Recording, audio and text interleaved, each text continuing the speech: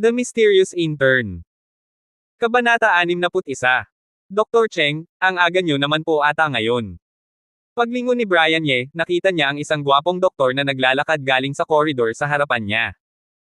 Iisa ang departamento nila sa respiratory medicine, pareho silang nasa outpatient clinic. Si Dr. Hayden Cheng ang pangalan nito. Dahil pareho silang nasa outpatient clinic, madalas silang magkasama at masasabing medyo magkakilala na sila. Nagulat si Brian Ye nang makitang sobrang aga ni Dr. Hayden Cheng dahil sa pagkakaalam niya, karaniwan itong dumarating malapit na sa oras ng trabaho. Oo nga po, bakit ang aga niyo po, Dr. Cheng? Nagtataka ring napatingin si Nurse Sarah Lynn kay Dr. Hayden Cheng. Para makita ko agad ang magandang si Lynn girl. Nakangiting sabi ni Dr. Hayden Cheng kay Nurse Sarah Lynn. Dr. Cheng, umaga pa lang, naninite na agad kayo ng mga kasamahan nyo. Sinaman siya ng tingin ni Nurse Sarah Lynn. Haha, ano kaya ang pinag-uusapan nila kanina nang marinig kong masiglang nag-uusap ang dalawa rito? Nang makita ang ekspresyon ni Nurse Sarah Lynn, isang sandaling pagkadismaya ang sumilay sa mga mata ni Dr. Hayden Cheng pero agad din itong nawala at nagpatuloy sa pakikipag-usap.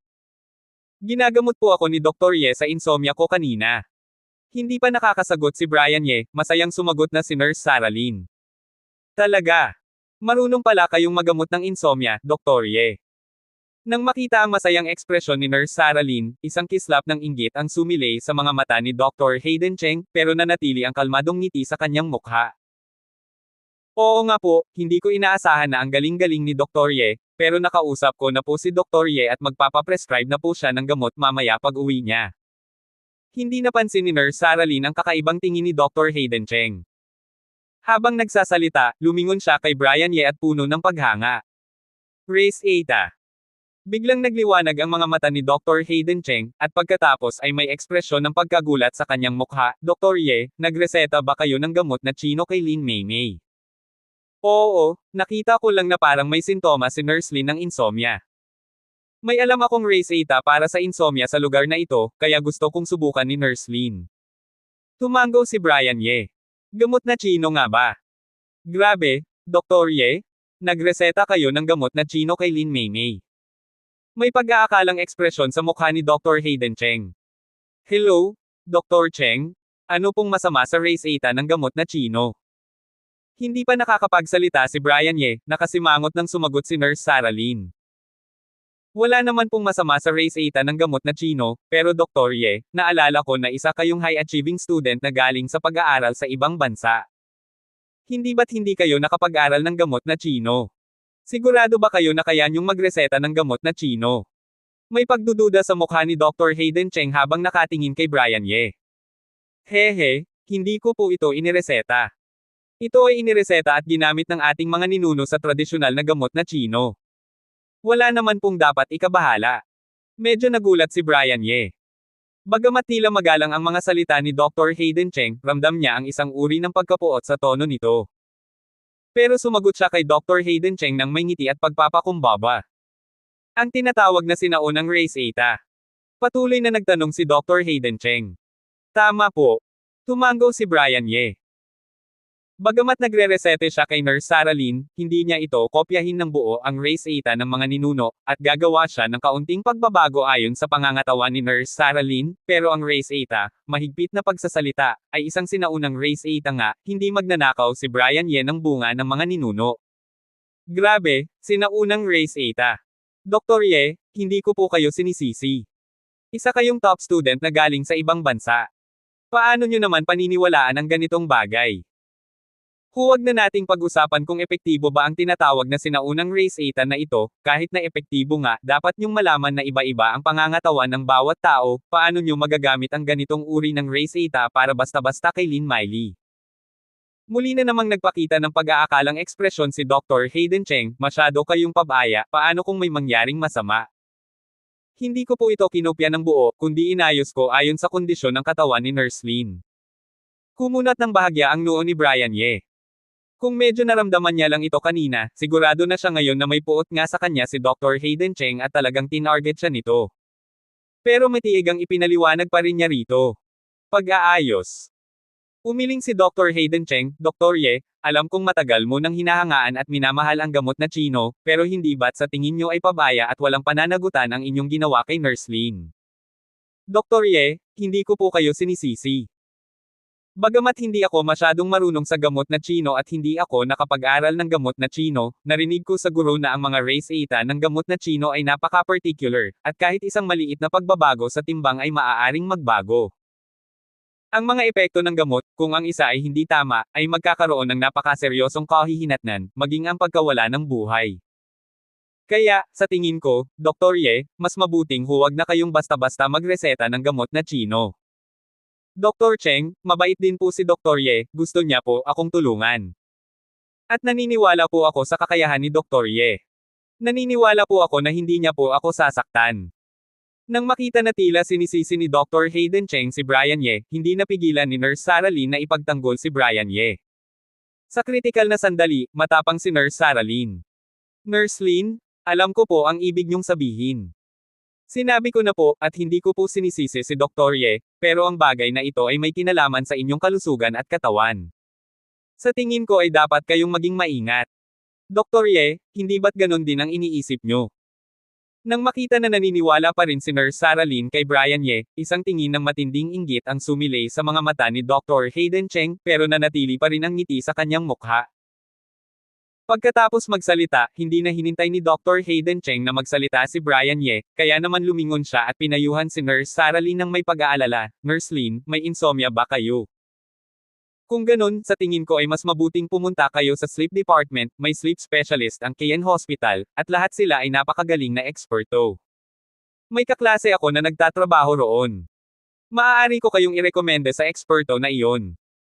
Ah, Dr. Cheng, kilala niyo po pala ang mga eksperto sa KN Hospital. Nagulat na napatingin si Nurse Sarah Lin kay Dr. Hayden Cheng, may pagtataka sa kanyang mga mata. Bilang isang medical staff sa Northern Suburbs, imposibleng hindi kilala ni Nurse Sarah Lin ang KN Hospital. Para sa bawat medical worker sa Northern Suburbs, ang KN Hospital ay parang isang templo.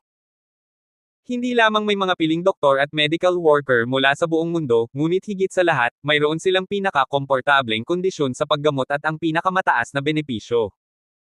Sinasabi na ang mga tauhan doon, maging ang mga ordinaryong nurse, ay may taunang sweldo na mahigit 200,000 yuan. Hehe, dumating at nagtrabaho roon ang kaklase ko sa high school. Kung gusto niyong pumunta, aayusin ko iyon sa ibang araw. May pagmamalaking tingin sa mga mata ni Dr. Hayden Cheng. Salamat po, Dr. Cheng, pero hindi na po ako magpapadoktor. Mas mabuting subukan ko muna ang race eta ni Dr. Ye, hehe. Dinilaan ni Nurse Sarah Lin si Dr. Hayden Cheng, pagkatapos ay lumingon kay Brian Ye, Dr. Ye, pasensya na po sa abala, kukunin ko po ito mamaya pag uwi ko. Walang anuman po. Medyo nagulat si Brian Ye. Akala niya ay dahil sa sinabi ni Dr. Hayden Cheng kanina, pipiliin ni Nurse Sarah Lin na makinig kay Dr. Hayden Cheng at subukan ang treatment plan ng sleep department ng KN Hospital. Hindi niya inaasahan na pipiliin pa rin ni Nurse Sarah Lin na subukan ang kanyang race eta. Pero ngumiti siya at tumango. Hindi alam ni Brian Ye kung ano ang medical skills ng sleep specialist sa KN Hospital, pero may isang bagay na lubos niyang pinaniniwalaan, at iyon ay ang paggamit ni Nurse Sarah Lin ng kanyang race eta at ang epekto ng paggamot ay tiyak na ang pinakamahusay. Dahil ang problema ni Nurse Lin ay hindi isang simpleng problema sa pagtulog kundi isang problema sa pangkalahatang texture ng katawan, at angkop na gamitin ang kanyang race eta para sa pag-aayos. Hindi inaasahan ni Dr. Hayden Cheng na pipiliin pa rin ni Nurse Sarah Lin si Brian Ye. Bigla na lang nanigas ang kanyang mukha. Hanggang sa magpaalam si Nurse Sarah Lin sa kanila at naglakad papunta sa consultation desk, saka lang siya nakabawi. May pag-aalangan ng ngiti, kinawayan niya si Nurse Sarah Lin. Pag-alis ni Nurse Sarah Lin, lumingon si Brian Ye at naglakad papunta sa consultation room. Pag-alis niya, sumulyap siya kay Dr. Hayden Cheng, na nakatingin pa rin kay Nurse Sarah Lin ng tulala, at hindi na siya nag-hello kay Dr. Hayden Cheng. Sa ngayon, nakikita na niya kung saan nanggaling ang pagkapuot sa kanya. Naiintindihan niya ang ugali ni Dr. Hayden Cheng, tulad ng isang babae at gusto niyang magpakita sa harap ng isang babae, pero hindi niya ito inaprobahan. Ang mga ugali at gawain ay hindi magkakaroon ng masyadong pakikisalamuha sa taong ito. Gusto mo ang isang babae at magpakita sa harap ng isang babae. Walang problema iyon, pero hindi mo dapat i-recon si Brian Ye para lang maipahayag ang iyong sarili. Huwag mong sabihin na si Brian Ye ay hindi masyadong marami, at itinuturing siyang isang taong tumulong sa kanya noon. Kahit na alam niya ang relasyon, hindi niya lubos na matatanggap ang gawaing ito.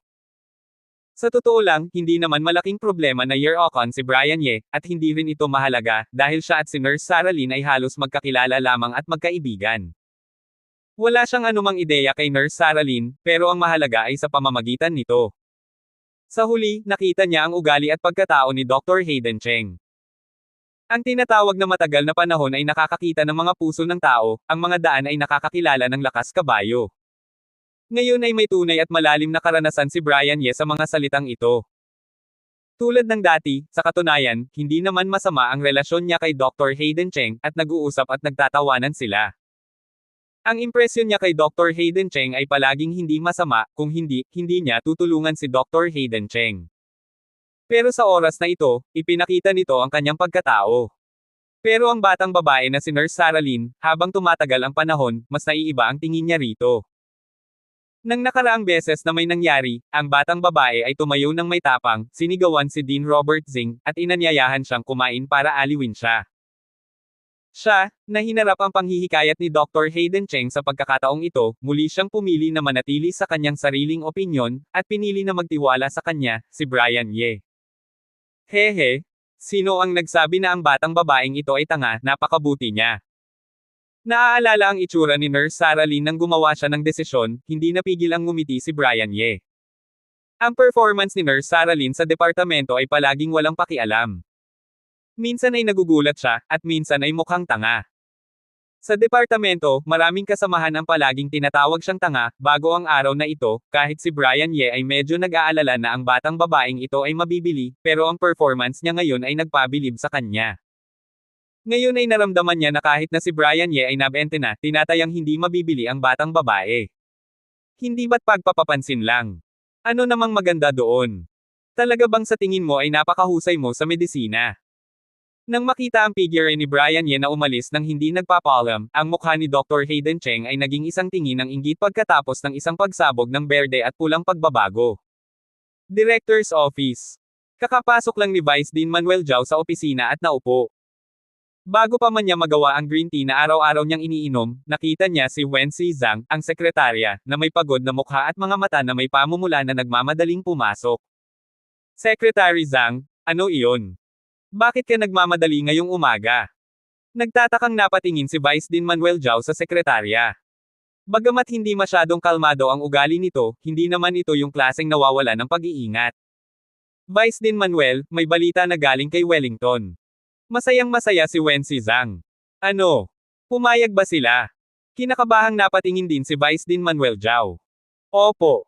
50 pwesto ang ibinigay nila sa atin. Masiglang tumango si Wensi Zhang. Dahil sa nakakatuwang balitang ito, halos hindi siya makatulog kagabi. Pagkagising niya, iniisip niya ang oras, at naisip niyang malamang ay nasa opisina na si Vice Dean Manuel Zhao kaya naman agad siyang pumunta rito. Habang nagsasalita, puno ng paghanga ang mga mata ni Wensi Zhang habang nakatingin kay Vice Dean Manuel Zhao. Buti na lang at iginiit ni Dean Zhao ang kanyang opinyon at humiling sa Wellington Hospital. Kung hindi, mapapalampas nila ang magandang pagkakataon na ito. Magaling! Magaling! Sandaling natigilan si Vice Dean Manuel Zhao, at pagkatapos ay biglang naging masaya ang kanyang ekspresyon. Nakakatuwang talaga ang balitang ito. Pumayag pala ang kabila sa 5 pwesto, higit pa sa inaasahan niya.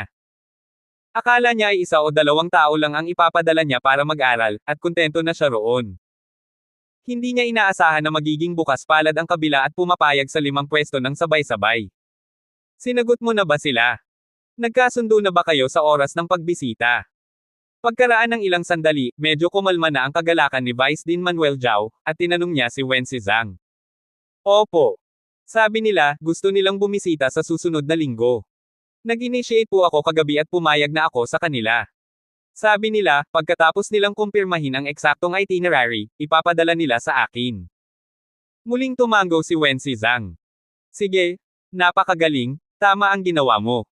Tumango si Vice Dean Manuel Zhao. Walang dapat pag-isipan pa sa ganitong bagay. Dapat samantalahin ang pagkakataon, at tiyaking magawa ito agad para hindi na magkaroon ng maraming pangarap sa gabi.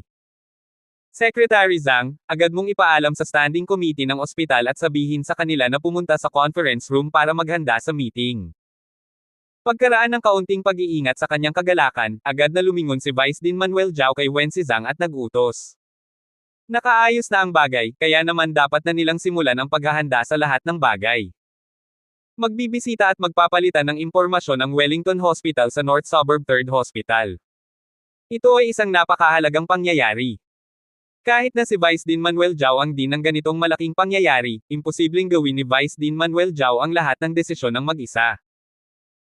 Sa mga detalye, tulad ng kung paano aayusin at aliwin ang visiting group ng kabila, kung sino ang sasama sa visiting group, at kung anong uri ng palitan ang dapat gawin, kinakailangang makipag-usap sa mga miyembro ng standing committee, at pag-usapan ang isang mas angkop na plano. Bukod pa rito, may 5 pwesto para mag-aral sa Wellington. Ang pag-aayos nito ay nangangailangan ng masusing pag-uusap. Para sa Beijing 3rd Hospital, napakahalaga ng 5 pwestong ito. Ito ang pag-iipon at paglilinang ng hinaharap na lakas ng institusyon. Opo. Tumango si Wen Zhang, lumingon at naghanda ng magayos, pero nang akmang lumingon na siya, biglang tumunog ang kanyang cellphone. Hello, hello. Opo, ako nga po ito, si Wen Zhang. Oh, hello po, may problema po ba? Ano? Totoo po ba iyon? Pagkatapos magpakita ng paghingi ng tawad kay Vice Dean Manuel Zhao, pinindot ni Wen Zhang ang answer button para sagutin ito. Habang nagsasalita, hindi niya sinadyang iwasan si Vice Dean Manuel Zhao. Sa una, ang bilis ng pagsasalita ni Wen Zhang ay nanatiling matatag, pero nang marinig niya ang kalahati nito, tila nakarinig si Wen Zhang ng isang hindi kapani-paniwalang balita. Bigla na lamang tumaas ang boses ni Wen Zhang at nagbago ang ekspresyon ng kanyang mukha. Sobrang excited. Pagkatapos ng pagtaas ng boses, biglang napagtanto ni Wen Zhang na nasa opisina pa rin siya ni Vice Dean Manuel Zhao, at nakikinig sa kanya si Vice Dean Manuel Zhao. Agad siyang nagpakita ng nahihiya at nagkasalang tingin kay Vice Dean Manuel Zhao, at sinubukang pigilan ang kanyang boses. Bumaba, pero kahit na sinubukan niyang pigilan, hindi na bumalik ang kanyang boses sa dating katatagan, at naging sobrang excited ang ekspresyon ng kanyang mukha. Nagtatakang napatingin si Vice Dean Manuel Zhao kay Wen Zhang, na sobrang excited. Sa kanyang puso, napakuryoso siya kung sino ang tumawag kay Wen Zhang at kung ano ang narinig nito. Gayunpaman, hindi inistorbo ni Vice Dean Manuel Zhao ang pagsasalita ni Wen Zhang. Nang ibaba ni Wen Zhang ang telepono, hindi niya agad tinanong ng nagmamadali. Bilang direktor ng ospital, maraming taon ng vice-presidente si Vice Dean Manuel Zhao, at maraming taon na siyang leader. Mayroon pa rin siyang determinasyong ito. Ano man ang balita, naniniwala siyang ipapaliwanag ito sa kanya ni Wen Zhang. Vice Dean Manuel, magandang balita. Napakagandang balita. Tulad ng inaasahan, pagbaba ni Wen Zhang ng telepono, lumingon siya, excited na tumingin kay Vice Dean Manuel Zhao, at nagulat sa kanya. Anong magandang balita? May pagtataka sa mga mata ni Vice Dean Manuel Zhao. May magandang balita ba, kasing saya ba ito ng balitang dala ng Wellington Hospital? Maaari bang maging ganito ka-excited si Wen Zhang? Hindi ba't may emergency fund ang ating ospital? Yung itinatag ni Director Zhao noon. Dahil sa sobrang excitement ni Wen Zhang, medyo nauutol ang kanyang pananalita. Opo. Tumango si Vice Dean Manuel Zhao. Alam na alam niya ang pondong ito. Pero ano ang nangyari sa pondong ito? Mayroong bang dahilan para maging masaya siya? Ngayon lang po tumawag ang foundation at nagsabi na may anonymous donation na 50 milyon. Sobrang excited ni Wen Zhang. Ano? Totoo ba iyon? Si Vice Dean Manuel Zhao, nakakaupo lang, ay halos mapatalon sa kanyang upuan, ang kanyang mga mata ay tumingin kay Wen Zhang, at maging ang boses ng kanyang mga salita ay medyo excited. Nakumpirma ko na po, totoo po. Masiglang tumango si Wen Zhang. Magaling, magaling. Sobrang excited ni Vice Dean Manuel Zhao kaya hindi na niya alam ang sasabihin, paulit-ulit lang ang sinasabi niya. Hindi tulad ni Dean Robert Zing, pinahahalagahan ni Vice Dean Manuel Zhao ang mga pasyente. Pagkatapos maupo bilang Dean, gumawa si Vice Dean Manuel Zhao ng ilang patakaran sa ospital na may kinalaman sa karanasan ng mga pasyente. Tulad ng Joe Robing Emergency Fund na minsang nagpasikat sa North Suburb Hospitals, ito ay isang focus ng atensyon ni Vice Dean Manuel Zhao. Bilang isang taong matagal nang nakikibahagi sa first-line medical work, alam na alam ni Vice Dean Manuel Giao ang kahalagahan ng emergency fund na ito para sa mga emergency patient. Kahulugan, palagi siyang nag-iisip ng paraan para maging sustainable ang emergency fund na ito. Pero ito nga ay isang malaking problema. Imposibleng aprubahan ng mga leader sa itaas ang anumang pondo para sa kanila, at mahirap na para sa kanilang ospital na mapanatili ang operasyon nito at mapanatili ang pangunahing kapakanan ng mga medical staff, at mahirap ding maglaan ng labis na pondo para i-inject sa pondong ito. At kung umaasa lamang sa kaunting perang ay dinonate ni Dr. Allison Giao noon para sa pondong ito, hindi ito magtatagal. Madalas na sumasakit ang ulo ni Vice Dean Manuel Giao sa mga panahong ito. Hindi niya palaging hahayaang mag-donate si Dr. Allison Giao ng mag-isa, kahit na wala namang pakialam si Dr. Allison Giao, hindi ito problema. Bukod pa rito, gaano karaming pera ang idodonate ni Dr. Allison Giao, isang doktor. Ngayon, ang 50 milyon. Bigla na lang nasolusyonan ang kagyat na pangangailangan ni Vice Dean Manuel Giao. 50 milyon. Ito ay sapat na para mapanatili ang pagtakbo ng pondo sa mahabang panahon. At pagkatapos magkaroon ng perang ito, ang pondo ay maaaring paandarin sa hinaharap, at ang ilang mga ari-arian ay maaaring mamuhunan at pamahalaan, upang ang mga pondo ay magamit ng mas matagal. Puno rin ng excitement at saya ang mukha ni Wen Zhang. Bilang sekretarya ni Vice Dean Manuel Giao, alam na alam niya kung gaano nakaalala si Vice Dean Manuel Giao sa pondong ito sa panahong ito, at bilang isang medical worker, naiintindihan din niya ang kahulugan at benepisyo ng pondong ito. Sa makatuwid, taos-puso rin siyang masaya para kay Vice Dean Manuel Giao at masaya na ang pondong ito ay nakakuha ng magandang pagkakataon. Susunod, kailangan nilang kumuha ng isang profesional na tao para pamahalaan ito. Pagkaraan ng mahabang panahon, medyo kumalma na si Vice Dean Manuel Giao sa kanyang excitement, at nagsimulang gumana ang kanyang pag-iisip. Noong una, ang pondo ni Dr. Allison Giao ay medyo maliit at maliit ang halaga ng pondo. Hindi kumuha ang ospital ng mga profesional na tao para pamahalaan ito, ngunit pansamantalang naglipat ng ilang tao mula sa panig ng pananalapi para magsagawa ng ilang pondo papasok at palabas. Simpleng pamamahala. Ngunit ngayon na may malaking pondo na 50 milyon ang dumating, natural na imposibleng ipagpatuloy ito.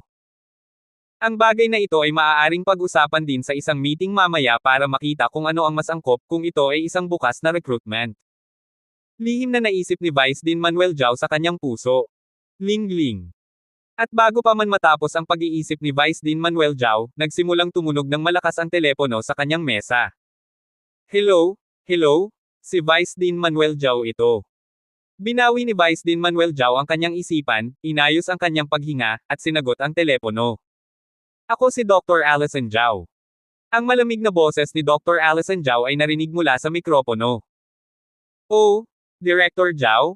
Hello po? Ano po ang kailangan nyo? Pakisabi na lang po. Isang pagkagulat ang sumilay sa mga mata ni Vice Dean Manuel Giao. Hindi niya inaasahan na si Dr. Allison Giao ang tatawag sa kanya. Pagkatapos ng isang sandali ng pagkagulat, agad siyang nagsalita ng may paggalang. Kay Dr. Allison Giao, magalang at magalang siya. Hindi lamang dahil nakaupo siya sa posisyong ito, ngunit marahil dahil tinulungan siya ni Dr. Allison Giao sa likod, at nabuo ang pasasalamat kay Dr. Allison Giao, at higit sa lahat, dahil sa kanyang paggalang kay Dr. Allison Giao mismo. Napakabata pa ni Dr. Allison Giao, bihasa na siya sa medisina, at siya ay isang tunay na talento. Ang North Suburb No. 3 hospital ay nakakuha ng ganitong reputasyon at impluwensya ngayon, at tiyak na may malaking ambag si Dr. Allison Giao. Bukod pa rito, ang pagkatao ni Dr. Allison Giao ay hinangaan din niya, maging ang pagpasok sa conference room, at si Dean Robert Zing sa conference room, ang pagtatatag ng Joe Roubing Emergency Fund, o ang kamakailang Lancet paper.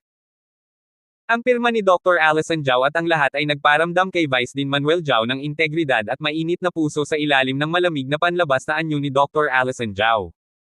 Kailangan bang pamahalaan ng isang tao ang emergency fund? Mayroon akong profesional na team na maaaring tumulong sa pamamahala nito ng libre. Ang boses ni Dr. Allison Giao ay kasing kalmado at kasing lamig pa rin. May profesional bang team na makakatulong ng libre? Habang nakikinig sa boses ni Dr. Allison Giao mula sa mikropono, nanlaki ang mga mata ni Vice Dean Manuel Giao, at nagpakita ng ekspresyon ng hindi paniniwala sa kanyang mukha.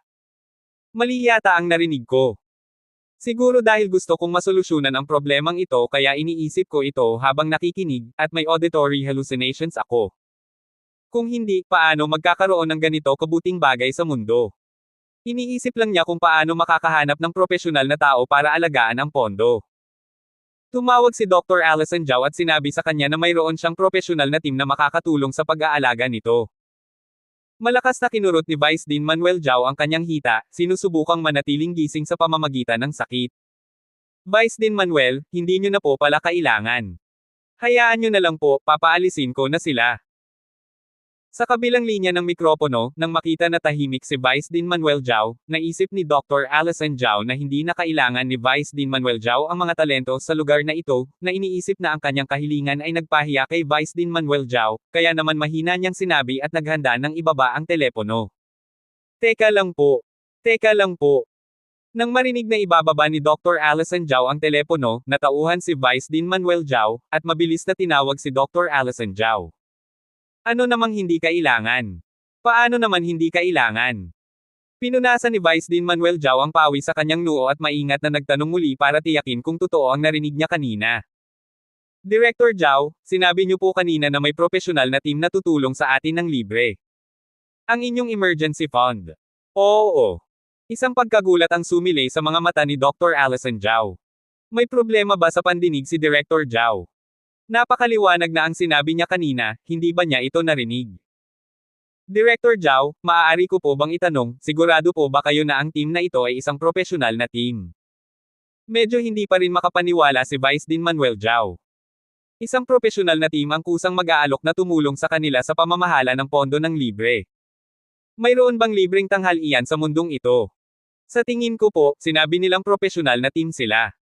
Sinulyapan ni Dr. Allison Zhao si Mr. Zandro Luo na nakaupo sa tapat. Ano ang sinasabi nilang oo? Tama ba ito? Hindi niya alam ang sagot. Nang marinig ang mga salita ni Dr. Allison Zhao, halos mawala ng malay si Vice Dean Manuel Zhao. Si Mr. Zandro Luo na nakaupo sa tapat ni Dr. Allison Zhao ay may mapait ding ngiti sa kanyang mukha. May pangalan po ba ang team na ito? Pagkaraan ng ilang sandali, huminahon si Vice Dean Manuel Zhao at patuloy na nagtanong ng may pasensya. Opo, sinabi niya na siya ang general manager ng isang China Asset Management, mukhang medyo sikat siya. Sinulyapan ni Dr. Allison Zhao si Mr. Zandro Luo sa tapat, at muling sinabi ang impormasyon na natanggap niya kanina. Mukhang medyo sikat. Ang China Asset Management ay kasalukuyang pinakamalaking fund company sa industriya sa China Asset Management, okay.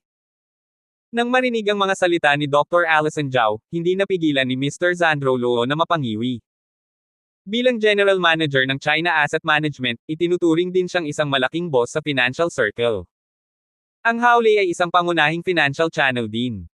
At ang mga financial magazines, financial websites ay nagmamadaling ma-interview ang mga sikat na tao, okay. Kailan pa siya hinusgahan ng mga salitang mukhang medyo sikat sa mga taong ito? Pakiramdam niya ay malubhang nasasaktan ang kanyang puso, at ang nararamdaman niyang malapit ng gumuho ay iyon nang sabihin niya ito, nagpakita rin ng isang napaka-suspicious na tingin sa mukha ni Dr. Allison Zhao. Kung hindi dahil sa mga tagubili ng taong iyon, lumingon na sana siya at umalis. Talaga bang naisip niya na hindi niya mahanap ang pera para pamahalaan, kaya kailangan niyang humingi ng pera nila para pamahalaan ito? Kung hindi dahil sa taong nagsalita, karapat-dapat ba ang kaunting pera mula sa kanilang maliit na ospital kay Mr. Zandro Luo? Ang mga pondong pinamamahalaan niya ngayon ay lahat ay 10-10 bilyong dolyar, okay. Hindi ako galit, hindi ako galit. Malakas na kinuyam ni Mr. Zandro Luo ang kanyang mga kamao gamit ang dalawang kamay, pagkatapos ay huminga ng malalim, at paulit-ulit na bumulong sa kanyang puso para pakalmayan ang kanyang emosyon. Ang General Manager ng China Asset Management. Pakiramdam ni Vice Dean Manuel Zhao ay halos mahirapan na siyang huminga, at ang bombang itinapon ni Dr. Allison Zhao ay napakalaki kaya naramdaman niya na malapit nang tumalon ang kanyang puso. Sinabi niya iyon, narinig mo na ba ito? Kumunat ang noo ni Dr. Allison Zhao. Narinig ko na po, syempre narinig ko na po, pero sigurado po ba kayo na siya nga po ang General Manager ng China Asset Management? Burwan lang, paano hindi maririnig ni Vice Dean Manuel Zhao ang China Fund? Basta't isang inchik ka at may kaunting kaalaman at karanasan sa financial management, hindi mo pa narinig ito, okay. China National no. Isang fund company, isang higante sa industriya ng pondo, at ngayon ang mga taong bumibili ng wealth management funds, may ilang tao na hindi bumili ng mga pondo ng China Fund. Bukod pa rito, may tatlong huaxia fund si Vice Dean Manuel Zhao sa kanyang mga kamay. Mga pondo ng mga pondo, at palaging nagpapanatili ng pinakamahusay na kita. Gayunpaman, paano naman kaya ang isang ganito kalaking tao, ang general manager ng China Asset Management, ay pupunta sa kanilang ospital at hihingi ng libreng pamamahala ng pondo para sa kanila? Hindi ko po alam ang tungkol dito. Basta sinabi niya na siya ang general manager ng China Asset Management. Sinulyapan ni Dr. Allison Zhao si Mr. Zandro Luo, na nakaupo sa tapat. Hindi ako galit. Hindi ako galit. Huminga ulit ng malalim si Mr. Zandro Luo at tahimik na nagbasa.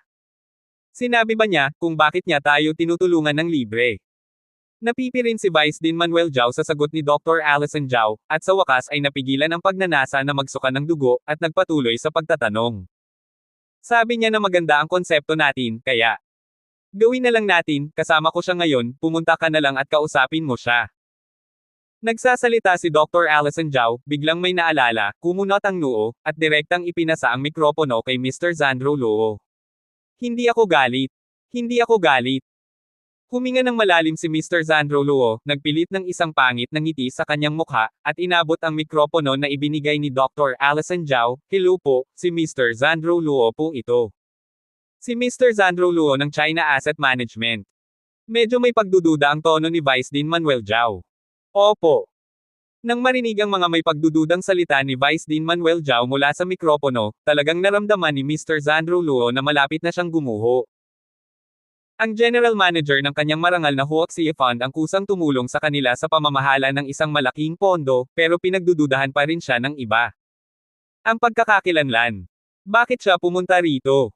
Alam mo, iniwan niya ang tatlong mahahalagang meeting ngayon, at pumunta rito ng maaga sa umaga. Pakiramdam ni Mr. Zandro Luo na hindi pa siya gaanong naagrabyado sa kanyang buhay, kahit na noong kakagraduate lang niya sa Harvard at pumasok sa Wall Street, nakikipaglaban sa mga Amerikano at dinidiscriminate ng mga Amerikano, hindi siya gaanong naagrabyado. Dinidiscriminate siya ng mga Amerikano, kaya niya silang sampilan sa mukha gamit ang kanyang lakas, at magagamit niya ang teknolohiya para kumita ng pera. Pero ngayon pinagdududahan ng mga taong ito ang kanyang pagkakakilanlan, pero kailangan pa rin niyang humanap ng paraan para kumita ng pera para sa iba. Vice Dean Manuel, ganito na lang po, may oras po ba kayo ngayon, pupunta na lang po ako sa inyong opisina, mag face to face na lang po tayong mag-usap. Talagang sawang-sawa na si Mr. Zandro Luo, at ayaw na niyang patuloy na pagdudahan at maagrabyado. Nang marinig ang mga salita ni Vice Dean Manuel Zhao sa mikropono, dapat ay kilala niya si Mr. Zandro Luo. Kung alam niya ito, naniniwala siya na makikilala niya ito kapag nagkita sila. Anyway, hindi nagpa-plastic surgery si Mr. Zandro Luo, at bihira siyang magpalit ng estilo. Sino mang nakakakilala sa kanya ay tiyak na makikilala siya. Opo, opo, opo. Mabilis na sabi ni Vice Dean Manuel Zhao. Mas maganda ang interview. Sakto na rin para matukoy niya kung si Mr. Zandro Luo nga ito, at kung totoo ito, maaari rin niyang itanong kung bakit siya handang tumulong sa kanila sa pondong ito ng Beijing 3rd Hospital. Hindi talaga siya naniniwala na ang kanilang hindi kapani-paniwalang maliit na medical health fund ay makaagaw ng atensyon at interes ng mga financial predators na tulad ni Mr. Zandro Luo, kahit na may 50 milyong infusion na sila ng pondo, para kay Mr. Zandro Luo, ito rin ay isang napakaliit na pondo pa rin. Nang marinig na pumayag si Vice Dean Manuel Zhao, tinatamad na magsalita si Mr. Zandro Luo at ibinaba ang telepono. Dr. Allison, ang ibig sabihin ni Mr. Ye, ang pinagmulan ng pondong iyon. Nang tumayo siya at akmang aalis na, tumingin ulit si Mr. Zandro Luo kay Dr. Allison Zhao. Alam ko na, hindi ko nasasabihin. Bago pa man matapos ang mga salita ni Mr. Zandro Luo, direktang pinutol siya ni Dr. Allison Zhao. Sige po, aalis na po ako. Nang makita na naunawaan ni Dr. Allison Zhao ang ibig niyang sabihin, si Mr. Zandro Luo, na nakumpleto na ang misyon dito, ay tumakas din sa opisina ni Dr. Allison Zhao. Ayaw na niyang manatili sa opisina na ito kahit isang segundo pa kasama ang babaeng ito. Pakiramdam niya ay guguho siya pagkatapos manatili ng isang segundo pa. Hindi pa siya nakakakita ng isang babaeng ganito kalamag, ganito kawalang puso, ganito kadiretso, at ganito kalupit sa kanyang buhay. Mula nang pumasok siya at makilala si Dr. Allison Zhao, halos palagi siyang nasa sitwasyon na nasasaktan. Nang pumasok siya sa opisina at tinanggal ang salaming pang-araw sa kanyang mukha, akala niya ay direktang sisigaw si Dr. Allison Zhao at magugulat. Tawagan ito. Sanay na siya sa sitwasyong ito. Bilang resulta, hindi niya inaasahan, ang mga tao ay nagbigay lamang ng isang pangungusap, "Sino ka? Bakit mo ako hinahanap? Sabihin mo lang ang sasabihin mo, wala akong gaanong oras." Noong panahong iyon halos gumuho na siya, wala siyang oras. Mas mahalaga ba ang oras niya kaysa sa oras ni Mr. Zandro Luo? Sa mundong ito, gaano karaming oras ng tao ang mas mahalaga kaysa sa oras ni Mr. Zandro Luo? Ang mas nagparamdam sa kanya ng pagkasira ay iyon, sa susunod, nang matiigang ipakilala niya ang kanyang sarili at hinintay ang ibang tao na magpakita o humanga, o sumamba, sinagot nila siya ng isang salita. Sige, kalimutan mo na. Ipagpalagay na lang natin na masyadong maganda ang tingin niya sa kanyang sarili, kaya nararamdaman niya ito para sa kanyang sarili. Pero TMD hindi pwedeng maging normal para sa kanya. Sa buong proseso, maliban sa ilang mga may pagdududang salita, kahit anong pinag-uusapan niya, mukhang tanga siya, maliban sa oo. Oo, nga pala, ang tanging pagkakataon na nagbago ang kanyang ekspresyon ay nang pag-usapan niya ang tatlong salitang Dr. Brian Ye. Nang sabihin niya na inanyayahan siya ni Dr. Ye, nagpakita ng kaunting emosyon ang ekspresyon sa kanyang mukha. Mga pagbabago. Isang ganito kalamag na babae, hindi ko alam kung anong lalaki ang magtatangkang magkagusto. Nang maalala ang prosesong puno ng dugo at luha, hindi napigilan ni Mr. Zandro Luo na bumulong ng may sama ng loob sa kanyang puso. Sino ba ang hinayupak na Dr. Brian Ye na iyan? Kaya ba niyang utusan ang taong iyon na tawagan si Mr. Zandro Luo para gawin ang trabaho? Para personal niyang pamahalaan ang isang maliit na medical health fund na wala pang bilyon. Pagkatapos bumulong kay Dr. Allison Zhao ng may sama ng loob, hindi napigilan ni Mr. Zandro Luo na bumulong sa kanyang puso ang Dr. Brian Ye na hindi pa niya naririnig. Pag-uusapan na natin, ang Dr. Ye na ito ang may sala.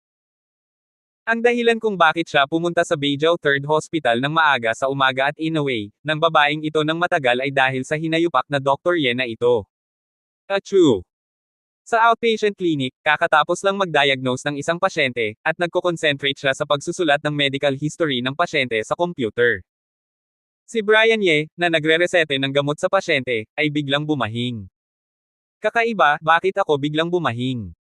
Hindi maiwasang makaramdam ng pagtataka si Brian Ye. Sa logika, hindi naman siya dapat bumahing. Sa kanyang pangangatawan, halos imposibleng magkaroon ng sipon o ano paman.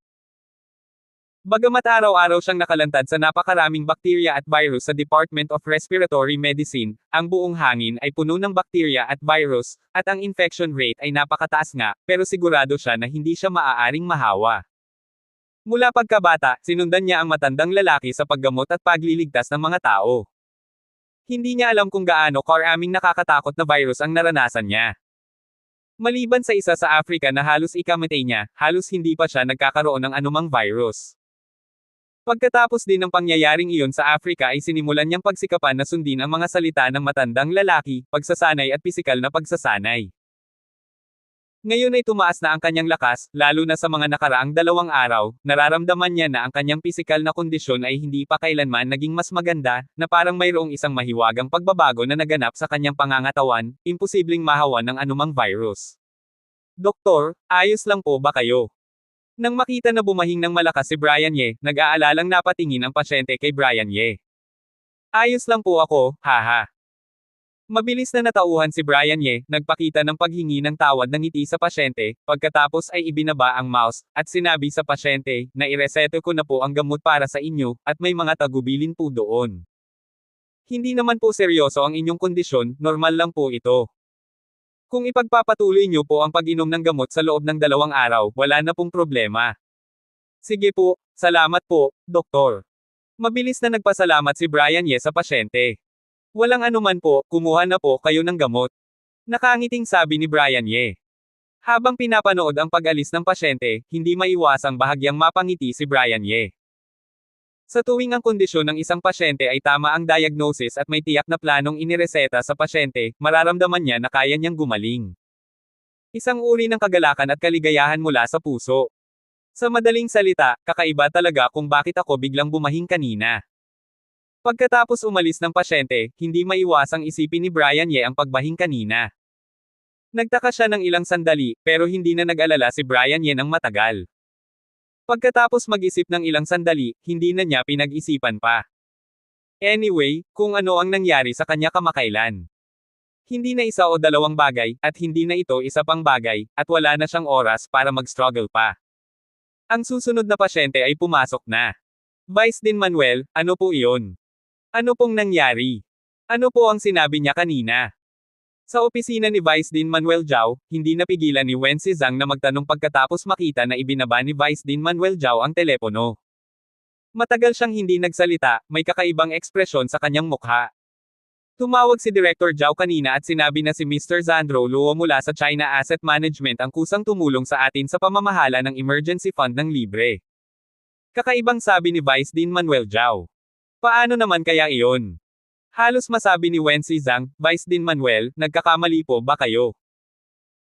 Pagkatapos magsalita, napagtanto niya ulit ang kanyang mga salita, tila may mga problema, at nagmadaling baguhin ang kanyang mga salita at nagdagdag, Vice Dean Manuel, hindi ko po ibig sabihin iyon, sa tingin ko lang po ay katawa-tawa ang balita.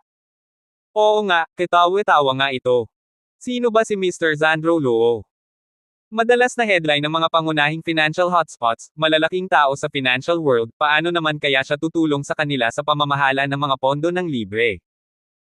Alam mo, kung ang 50 milyon ngayon ay dumating na, ang kanilang pondo ay isang maliit na pondo na wala pang milyon. Kahit na may 50 milyon na ang dumating ngayon, para kay Mr. Zandro Luo, ito ay isang pondong hindi na maaaring maging mas maliit. Gusto nilang humingi ng tulong sa iba para alagaan ito, at hindi naman siguro sila may oras para alagaan ito.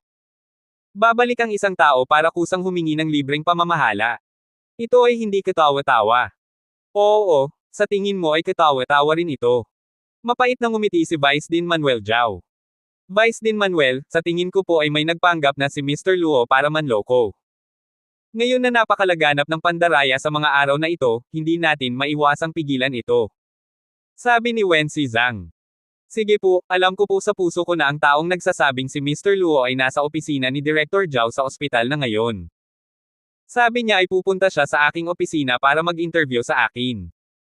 Pagdating ng oras, malalaman ko na kung si Mr. Luo nga ito. Tumango si Vice Dean Manuel Zhao. Ang sinabi ni Wen Zhang ay ang ikinabahala rin niya kanina. Hindi naman niya hindi pinaniwalaan si Dr. Allison Zhao, pero nababahala siya na naloko si Dr. Allison Zhao. Kilalang kilala niya si Dr. Allison Zhao. Maliban sa medical skills, halos lahat ng iba pa ay hindi niya pinapansin. Ang mga taong tulad nito ay madaling maloko. Pagkatapos magsalita, tumingin si Vice Dean Manuel Zhao sa oras at nag-utos kay Wen Zhang, Secretary Zhang, pumunta ka na sa standing committee at ipaalam mo sa kanila na ayusin ang kanilang mga trabaho. Mag-meeting tayo ng alas 10. Alas 9 pa lang ngayon, at may mahigit isang oras pa bago ang alas 10. Totoo man o hindi si Mr. Luo, ang oras na ito ay sapat na. Opo. Tumango si Wen Zhang at nagmadaling pumunta sa trabaho. Totoo nga ba ang taong ito na si Mr. Zandro Luo? Habang pinapanood ang pag-alis ni Wen Zhang, hindi maiwasang makaramdam ng kaunting kaba si Vice Dean Manuel Zhao. Sa isang banda, sinabi sa kanya ng kanyang dahilan na imposibleng mangyari ito, pero sa isang banda, ang kanyang puso at ilang pagnanasa ay totoo. At sa pamamagitan ng ilang salita sa telepono kanina, hindi siya makakapagbigay ng anumang hatol. Ang tono ng boses ng kabila ay nagpapakita ng isang malakas, tila nagpapakita ng tapang na hitsura, hindi tulad ng isang pekeng, pero parang hindi naman totoo. Talk talk. Nang nagtataka si Vice Dean Manuel Zhao kung totoo ba ang bagay na ito o hindi, may kumatok sa pinto. Pasok. Nang marinig ang pagkatok sa pinto, binawi ni Vice Dean Manuel Zhao ang kanyang isipan at walang pakialam na sumigaw. Hindi niya naisip kung sino ang kumakatok sa pinto. Bilang direktor ng ospital, halos walang katapusang daloy ng mga taong pumupunta sa kanya araw-araw. Kung kailangan niyang hulaan sa tuwing may kumakatok sa pinto, siya ay manghuhula na lang nito at sapat na ito para patayin ang lahat ng brain cells, at wala nang kailangan pa. Pagkatapos niyang magsalita, binuksan ang pinto, at isang lalaking may hawak ng kanyang jacket at mahigpit na nakatikip sa kanyang mukha, mukhang medyo masama, ay nagmamadaling pumasok mula sa pinto. Ikaw ay. Nang makita ang lalaking pumapasok sa pinto, hindi maiwasang matigilan si Vice Dean Manuel Zhao. Pagkatapos maging dean, nakaupo sa opisina, nakita niya ang lahat ng ekspresyon ng mga taong pumapasok, ang ilan ay kinakabahan, ang ilan ay nag-aalala, ang ilan ay masaya, at ang ilan ay malungkot ang mukha. Pero hindi pa siya nakakakita ng ganitong eksena. Sino ba ang taong ito, bakit niya gustong magpakita ng ganitong itsura? Boobs. Isinara niya ang pinto ng opisina gamit ang kanyang likod, ibinaba ni Mr. Zandro Loo ang kanyang damit na nakatikip sa kanyang mukha, at huminga siya ng maluwag. Mr. Zandro Loo. Nang ibaba ni Mr. Zandro Loo ang mga damit na nakatikip sa kanyang mukha, na ipinakita ang kanyang buong mukha, halos mapatalon si Vice Dean Manuel Zhao sa upuan, malalaki at bilog ang kanyang mga mata, at puno ng tapang ang kanyang mukha. Isang hitsura ng kumpiyansa. Ang taong ito na may kakaibang itsura ay si Mr. Zandro Loo pala. Bilang isang taong may malakas na interes sa financial news at financial knowledge sa kanyang libreng oras, medyo pamilyar si Vice Dean Manuel Zhao sa mukha ni Mr. Zandro Loo, isang financial crocodile. Nag-donate ng 50 milyon at nakahanap din ng profesional na management team para tumulong sa pamamahala ng pondo. Sino ba si Brian Ye? Paano niya nagawang magkaroon ng ganito karaming pera? At bakit niya ito gagawin? Sa opisina ni Dr. Allison Zhao, nagpakita ng isang komplikadong ekspresyon si Dr. Allison Zhao. Hindi naman siya tanga. Mula sa ugali na ipinakita ni Brian Ye sa kanyang mga kilos, nakikita niya na hindi mahirap si Brian Ye, pero sa kanyang palagay, si Brian Ye ay isang taong may kaunting pera lang. Tiyak na hindi siya yung klaseng mayaman. Dahil ang ilang ugali ng isang tao ay hindi maitago, kahit na ang mga damit ni Brian Ye, o ang kanyang karaniwang mga salita at kilos, ay walang bakas ng espesyal na kayamanan. Pero ngayon ay nag-donate si Brian Ye ng 50 milyong yuan ng sabay-sabay, na nagpabago sa kanyang dating pag-unawa kay Brian Ye. Hindi naman kulang si Dr. Allison Zhao sa pera. May iniwan ang kanyang ina na pera para sa kanya, sapat na para sa kanyang pagkain at damit. Gayunpaman, hindi niya kayang mag-donate ng ganito karaming pera ng sabay-sabay. Nakatuon siya sa medisina. Hindi niya pinapahalagahan ang pera, pero hindi ibig sabihin na hindi niya alam ang kahalagahan ng pera. Hindi rin siya naniniwala na hindi alam ni Brian Ye ang kahalagahan ng pera. Hindi rin siya naniniwala na i-donate ni Brian Ye ang lahat ng 50 milyon kung 50 milyon lang ito, at pagkatapos ay hihintayin ang hangin sa kanluran. Sa madaling salita, ang mga ari-arian ni Brian Ye ay higit pa sa 50 milyon, kaya niya itong nagawang i-donate ng sabay-sabay. Nung una ay hindi siya naniniwala sa sinabi ng lalaking nagngangalang Mr. Zandro Loo, pero nang sabihin nito na humiling si Brian Ye na manatiling anonymous, naniwala siya. Dahil ito ang estilo ni Brian Ye. Nang matapos ni Brian Ye ang operasyon, pinili niyang manatiling anonymous. Pagkatapos ay publish ang papel, pinili pa rin niyang manatiling anonymous. Tila ayaw ni Brian Ye na maging sikat. Gusto lang niyang maging isang ordinaryong internist sa ospital at magligtas ng mga tao sa outpatient clinic. Mayroon ding si Mr. Zandro Loo. Bagamat hindi pa niya narinig ang pangalan nito, hindi niya alam kung gaano ito kasikat, at wala siyang interes sa mga financial principles at fund management methods na pinag-uusapan nito, pero ang ugali ng katawan nito, nakikita niya naman. Kung hindi, matagal na sana niya itong hinabol palabas. Bakit niya sasayangin ang oras sa pakikinig sa napakaraming kalokohan? Pagpasok pa lang niya sa pinto, nakita na niya ang pambihirang ugali ni Mr. Zandro Loo. Sa kanyang palagay, mas mukhang mayaman ito kaysa kay Brian Ye, na may kumpiyansa na ipinakita sa kanyang mga kilos at sa mga damit na suot nito. Lahat ay nagpapakita na ang kanyang panlasa at antas ay mas mataas kaysa kay Brian Ye. Ang isang taong tulad nito, totoo man o hindi na kasing lakas at kasikat ng sinasabi niya, pero tiyak na isang napakamakapangyarihang tao. Kaya ni Brian Ye na papuntahin ang taong ito at personal na sabihin sa kanya na pamahalaan ang pondong ito. Ito mismo ay nagpapatunay na dapat nga ay may kakayahan si Brian Ye na mag-donate ng 50 milyong ito. Tungkol naman sa kung bakit hiniling ni Brian Ye kay Mr. Zandro Loo na sabihin sa kanya ang problemang ito na maaaring isipin ng maraming normal na tao, hindi niya naisip na mayroong anumang bagay. Nararamdaman niya na gusto lang gamitin ni Brian Ye ang kanyang pangalan, tulad ng orihinal na papel at ang operasyon ay pareho, nagsikap siya, pero hiniling sa kanya na banggitin ang kanyang pangalan, upang isipin ng lahat na ang pera ay i-donate ng kanyang si Dr. Allison Zhao, at siya ang naghahanap ng tao. Dahil dito, mas nalilito at hindi maintindihan ang puso ni Dr. Allison Zhao. Sino ba si Brian Ye? Ano na ang naranasan niya noon? Ilang taon pa lang siya, mas bata sa kanya, paano niya nagawang maging ganito kadesperado at walang pakialam sa katanyagan at kayamanan. Sa edad ni Brian Ye, hindi ba't ang katwiran lang, ang pagnanasang maging sikat, ang pagnanasang baguhin ang mundo, ang atensyon ng mundo, ang pagnanasang mapagalaw ang buong mundo na sumayaw ng bata. Dahil ba may sapat na pera si Brian Ye? Kaya hindi na niya ito hinabol. Ito ay purong kalokohan. Ito ay imahinasyon at haka-haka lamang ng ilang ordinaryong tao na walang alam tungkol sa mga mayaman. Subalit, sa mga mayayamang kilala niya, walang mayamang taong nagawa talaga ito.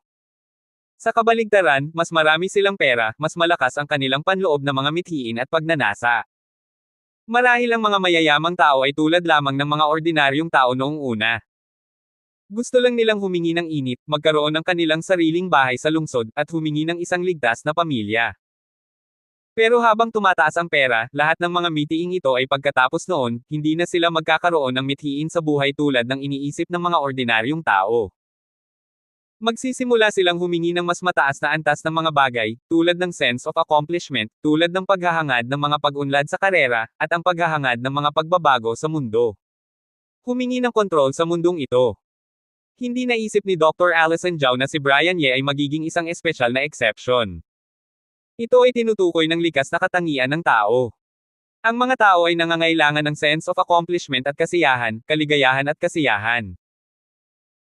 Kung ang mga tao ay talagang wala ng ganitong paghahangad at pagnanasa, nang walang ganitong kasiyahan at kaligayahan, ang mga puso ng mga tao ay magiging walang laman, sila ay mababaliw, sila ay magiging tulad ng mga bituing madalas na nakikita sa mga pahayagan, magazine, at media.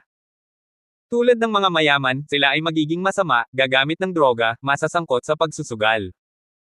Susubukan nilang gumamit ng droga at malaking pagsusugal upang makabuo ng kaligayahan na kailangan nila. Upang punan ang kawalan ng kanilang mga kaluluwa. Sa madaling salita, ang isang tao ay buhay, dapat may paghahangad. Bilang isang doktor ng medisina, bagamat hindi nag-aral si Dr. Allison Zhao ng psychology ng propesyonal, naiintindihan at naniniwala siya sa pangunahing prinsipyong ito ng likas na katangian ng tao. Kaya, ano ang hinahangad ni Brian Ye? Nagpakita ng malakas na pagkamausisa ang mga mata ni Dr. Allison Zhao. Sa unang pagkakataon, nagkaroon siya ng ganito kalakas na pagkamausisa sa isang tao, at sa unang pagkakataon ay nagkaroon siya ng ganito kalakas na interes sa ibang aspeto maliban sa medical skills. Tok tok. Isang pagkatok sa pinto ang pumihil sa mga komplikadong iniisip ni Dr. Allison Zhao. Pasok. Nabigla ang isipan ni Dr. Allison Zhao, at isang kalmadong ekspresyon ang ibinalik sa kanyang mukha. Director Zhao, ang operasyon ngayong umaga ay halos na schedule na sa operating room, aakyat na po ba kayo ngayon? Binuksan ni Dr. Janet Chen ang pinto at pumasok, maingat na humihingi ng tagubilin kay Dr. Allison Zhao. Sige po, aakyat na ako agad. Tumango si Dr. Allison Zhao at tumayo. Ano iyon? Sa sandaling tumayo si Dr. Allison Zhao, biglang nakita ng sulok ng mga mata ni Dr. Allison Zhao ang isang pares ng salaming pang-araw sa mesa. Ito ba yung lalaking umalis lang? Natigilan si Dr. Allison Zhao ng isang sandali, kumunot ang noo, at nag-isip ng ilang sandali, bago abutin ang pares ng salaming pang-araw at ilagay ito sa drawer ng walang pakialam. Ang pares ng salaming pang-araw na ito ay isang limited edition ng isang kilalang brand sa France. Napakahalaga nito. Ayaw niyang mawala ito rito. Pagkatapos ay magkakamali silang kunin ito. Mr. Zandro Luo. Totoo po ba kayong si Mr. Zandro Luo? Pagkaraan ng ilang sandali, natauhan si Vice Dean Manuel Zhao at tulala na tumingin kay Mr. Zandro Luo sa kanyang harapan, na may ekspresyon ng hindi paniniwala. Totoo nga bang si Mr. Zandro Luo ang taong ito? May nagpapanggap ba? Hindi ba kayo nagsinungaling kay Dr. Allison Zhao sa pagtatangkang lokohin ang kanilang pondo? Ano po ang ibig niyong sabihin? Itinaas ni Mr. Zandro Luo ang kanyang mga mata at hindi nasisiyahang tumingin kay Vice Dean Manuel Zhao, maaari po bang may mga taong magkamukha sa mundong ito? Hindi siya masaya sa pagdududa sa kanya ng iba. Ito po. Mr. Zandro Luo, nahihiya po talaga ako, nagkasala po ako, patawarin niyo po ako. Nang marinig na magsalita si Mr. Zandro Luo, hindi na pinagdududahan ni Vice Dean Manuel Zhao ang pagkakakilanlan ni Mr. Zandro Luo. Kahit na may taong makakapunta para sundan ang facial contours ni Mr. Zandro Luo para magpa-plastic surgery, ang buong mukha ay eksaktong pareho, ang standard Hunan accent Mandarin na ito ay mahirap na gayahin ng mga ordinaryong tao. Kung may taong talagang nagbayad ng ganito karaming pera at pumunta para lokohin siya sa pamamagitan ng paggaya ng ganito, pagkatapos ay makikilala na sana niya si Vice Dean Manuel Zhao. Mr. Zandro Luo, ano po ang ginawa niyo kanina? Pagkatapos kumpirmahin na ang pagkakakilanlan ni Mr. Zandro Luo ay totoo nga, biglang naging medyo kinakabahan ang ekspresyon sa mukha ni Vice Dean Manuel Zhao. Si Vice Dean Manuel Zhao, na kasalukuyang dean ng North Suburb 3rd Hospital, ay dapat na isang taong may posisyon, pero kung ikukumpara kay Mr. Zandro Luo, isang financial crocodile na makakapagpagalaw sa financial market ng Huaxia, wala talaga siyang kumpiyansa. Hindi dahil sa mga doktor sa inyong ospital. Nang marinig ni Mr. Zandro Luo ang tanong ni Vice Dean Manuel Zhao, hindi niya maiwasang mapangiwi sa sulok ng kanyang bibig. Kanina dahil sa galit ni Dr. Allison Zhao, nagmadali siyang umalis kaya naman nang lumabas siya, nakalimutan pa niyang isuot ang kanyang salaming pang-araw. Bilang resulta, wala naman sa simula, pero naglakad lang siya ng ilang hakbang at pumasok sa elevator. Kinilala siya ng iba.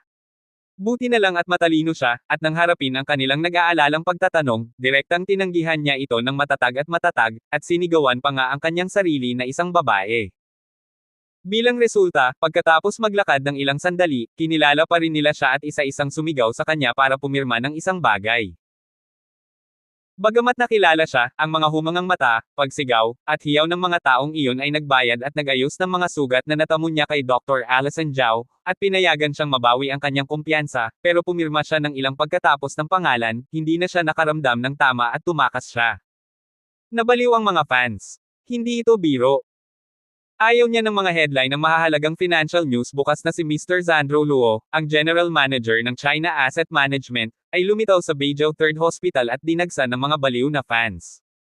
Dinagsa hanggang sa mamatay. At para maiwasan ang mga baliw na fans, mabilis niyang tinaklan ang kanyang mukha. Bagamat ang kanyang medyo kakaibang hitsura ay nakakuha ng maraming atensyon sa daan, mas mabuti na ito kaysa sa makilala at madagsa hanggang sa mamatay. Sige po, Mr. Zandro Luo. Patawarin niyo po kami, hindi po namin kayo na-entertain ng maayos, nagkasala po kami.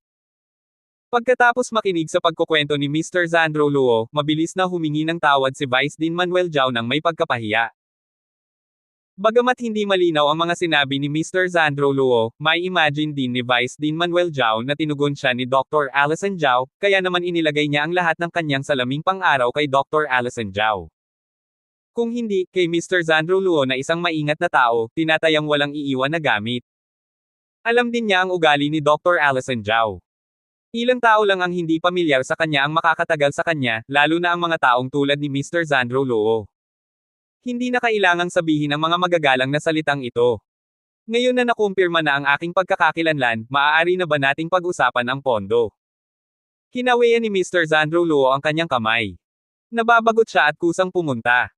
Hindi siya in-entertain ni Vice Dean Manuel Zhao. Hindi ba't isang tae ang magagalang na salita? Bagamat madalas siyang lumalabas sa mga pangunahing news media, siya ay isang napaka-pragmatic na tao.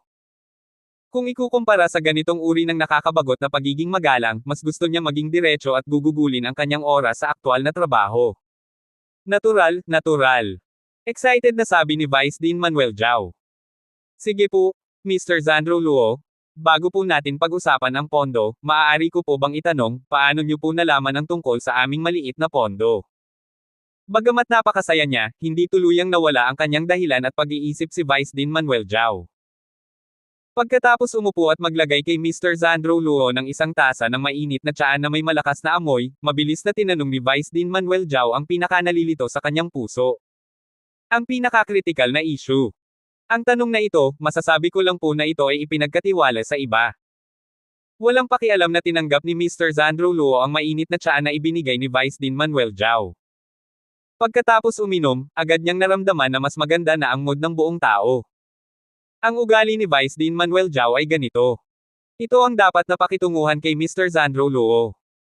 Ang pag-iisip na kakausapin lang ang babaeng yelo na iyon kanina ng matagal, na nauuhaw na ang bibig, at hindi man lang siya binigyan ng isang lagok ng tubig, hindi niya maiwasang makaramdam ng matinding galit. Ipinagkatiwala nga pala sa iba. Sinabi lang niya, paano naman kaya nalaman ni Mr. Zandro Luo ang tungkol sa kanyang maliit na pondo, at bakit naman kaya siya handang tumulong sa kanya sa pamamahala ng maliit na pondong ito. Kung may isang taong espesyal na nag-imbite sa kanya, mas magiging may saysay ito. Nagpakita ng isang nagtatakang ekspresyon ang mukha ni Vice Dean Manuel Jao, at ang buong tao ay nakaramdam ng ginhawa, pero agad siyang nagkaroon ng bagong pagkamausisa, Mr. Zandro Luo, hindi ko po alam kung maginhawa po bang sabihin. Sino ang makakahiling kay Mr. Zandro Luo na pamahalaan ang pondo para sa kanila? At libre itong pamamahala. Sino ang may ganito kalaking mukha? Talagang mausisa si Vice Dean Manuel Jao. Pero bago pa man matapos ang kanyang tanong, direktang pinutol siya ni Mr. Zandro Luo, Vice Dean Manuel, pasensya na po, dahil ang aking kliyente ay espesyal na nagtapat, ayaw niyang pangalanan, kaya natatakot akong hindi ko kayo masisiyahan sa tanong na ito. Kung tatanggihan niyo ako dahil sa problemang ito, walang problema. Kailangan niyo lang pong magsulat ng isang nilagdang kasunduan sa akin at hayaan niyo akong bumalik at magpaliwanag. Nagbibiro lang po kayo, Mr. Zandro Luo. Isang kakaibang ngiti ang nagpakita sa mukha ni Vice Dean Manuel Jao. Bagamat talagang mausisa siya kung sino ang nakahanap kay Mr. Zandro Luo sa kanyang puso, pero Berwan lang, paano naman niya tatanggihan si Mr. Zandro Luo dahil dito? Kung malalaman ng iba na ginagawa niya ito, lulunurin nila siya sa laway. Bukod pa rito, hindi na nila kakailanganin ang laway ng iba, at hindi rin makakaya ng kanyang konsensya na mabuhay. Dahil wala pong opinyon si Vice Dean Manuel dito, simulan na nating pag-usapan ng detalyado ang mga detalye ng pamamahala ng inyong pondo. Bago pumunta rito ngayon, sandali kong nalaman ang tungkol sa inyong pondo. Ayon sa impormasyon na naiintindihan ko ngayon. Nang makita na wala ng ideya si Vice Dean Manuel Jao, umubo si Mr. Zandro Luo, binasa ang kanyang lalamunan, at direktang pumunta sa paksa. Nang dumating sa negosyo, biglang naging seryoso ang ekspresyon sa mukha ni Mr. Zandro Luo. Dr. Ye, salamat po. Pagkuha ng reseta mula sa kamay ni Brian Ye, nagpasalamat si Nurse Sarah Lynn kay Brian Ye, lumingon at naghanda ng magbayad ng gamot. Bagamat isa siyang staff member ng ospital, ang paggamot at gamot ay pareho sa mga ordinaryong pasyente, at pareho ang bayad, pero ang tanging convenience lang ay naiwasan ang proseso ng pagpila at pagkuha ng doktor. Diretso na isinulat ni Brian Ye ang order para sa kanya, at pumunta na lang siya para magbayad at kumuha ng gamot ng diretso, at kailangan pa rin niyang bayaran ang lahat ng dapat bayaran. Teka lang po, Nurse Lynn. Nang makita ang likod ni Nurse Lynn, nag-alinlangan si Brian Ye ng isang sandali, pero pinigilan niya ang pagtawag sa kanya. Dr. Ye, ano po iyon? May iba pa po ba? Tumigil si Nurse Sarah Lynn at may pagtatakang tumingin kay Brian Ye. Sige po, gusto ko lang pong itanong, mayroong bang espesyal na nangyayari sa ospital ngayon? Medyo nahihiyang nagtanong si Brian Ye.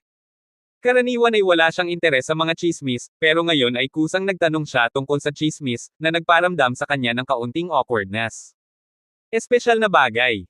May pagtatakang tumingin si Nurse Sarah Lynn kay Brian Ye. Sandali, hindi niya masyadong naunawaan ang ibig sabihin ng tanong ni Brian Ye, at kung ano ang ibig sabihin ng tinatawag na espesyal na bagay.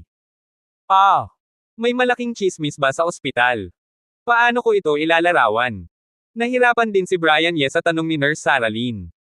Pagkatapos mag-isip ng ilang sandali, naisip niya lang ang salitang chismis. Oy, Dr. Ye? Hindi pa po sumisikat ang araw ngayon, di ba? Interesado po pala kayo sa chismis. Nanlaki ang mga mata ni Nurse Sarah Lynn, na parang nakarinig siya ng pinaka-hindi kapani-paniwalang bagay sa mundo. Nahihiyang napahawak si Brian Ye sa dulo ng kanyang ilong. Chismis, hayaan niyo pong mag-isip. Tungkol sa chismis sa ospital, tila narinig ko na ang isa pang magandang nurse mula sa ospital ay nag-iibigan sa sikat na nurse na si Nurse Olga Su, at narinig ko na ang boyfriend niya ay isang napakagaling na second-generation official. At narinig ko na ang isang lalaking doktor sa gastrointestinal surgery ay inaresto ng kanyang asawa pagkatapos magkaroon ng affair. Pumunta ang kanyang asawa sa ospital at humingi ng hustisya sa leader ng ospital. At nang makita ang nahihiyang itsura ni Brian Ye, hindi na pinagpatuloy ni Nurse Sarah Lynn ang pagbiro kay Brian Ye, pero sinimulan niyang ikwento kay Brian Ye ang mga chismis na nakolekta niya, na sa tingin niya ay mas mahalaga. Teka lang po, teka lang po. Nang marinig ang mga chismis na sinabi ni Nurse Sarah Lynn, nakaramdam lamang si Brian Ye ng pananakit ng anit. Ang dahilan kung bakit niya tinanong si Nurse Sarah Lynn na magtanong tungkol dito ay dahil hindi niya talaga gustong marinig na sinabi ni Nurse Sarah Lynn ang ganitong uri ng patriarchal short-term, male-loving dog blood gossip. Bigla lang niyang naalala ang nangyari kagabi at gusto niyang makita na si Ramon Tangba ay natupad ang kanyang pangako at natupad ang bagay na donation. Nararamdaman niya na ang isang malaking pangyayari tulad ng donation ni Ramon Tang na 10 milyong yuan ay tiyak na magiging isang earthquake magnitude news para sa Beijao Third Hospital, at si Nurse Sarah Lynn ay mahilig sa chismis.